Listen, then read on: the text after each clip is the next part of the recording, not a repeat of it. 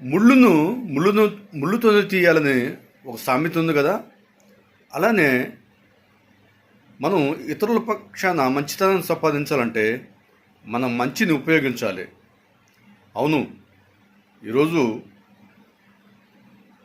నీ ఉద్యోగులు నువ్వు అధికారులను నీ బాసులను వ్యతిరేకించి ఉద్యోగం ఊడగట్టుకున్నావా, బాధలు పడుతున్నావా? నీ చుట్టుపక్కల వారిని గొడవలు పడుతూ, నీ తోటి వారితో గొడవలు పడుతూ, నీ ఇంట్లో వాళ్ళతో గొడవ పడుతూ, నీ కుటుంబ సభ్యులతో గొడవ పడుతూ, నీ అన్నదమ్ములతో గొడవ పడుతూ, అందరితో గొడవ పడుతూ నువ్వు అందరికీ దూరమైపోయి ఏకాకిగా మిగిలిపోయావా? ఏమి అర్థం కాని పరిస్థితిలో ఉన్నావా? అయితే నీ మంచితనంతో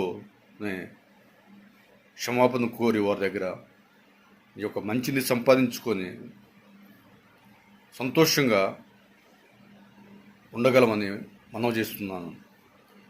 నీ మంచిని ఉపయోగించినట్లయితే నీవు సంతోషంగా బ్రతకలేవు. మంచిని మంచితోనే కొనాలి. చెడుతో నువ్వు మంచిదాన్ని సంపాదించాలంటే సంపాదించలేవు. అది చాలా కష్టతరం. అవును, ఈరోజు భార్యగా భర్త నుంచి కోపంతో దూరం అయిపోయావా? భర్తగా భార్య నుంచి కోపంతో దూరమైపోయావా? అయితే నీ మంచితనంతోనే నీ కుటుంబాన్ని నువ్వు కట్టుకోవాలి. ఆ మంచితనం ఏంటంటే నీ భార్య దగ్గరికి వెళ్ళి క్షమాపణ కోరి నీ యొక్క మంచితనంతో నీ కుటుంబాన్ని కట్టుకో. నీ భర్త దగ్గరికి వెళ్ళి క్షమాపణ అడిగి లేక ఫోన్ చేసి నీ యొక్క మంచితనంతోనే, మంచి మాటలతోనే నీ యొక్క కుటుంబాన్ని కట్టుకో. ఎందుకు పిల్లల భవిష్యత్తు నాగం చేస్తారు?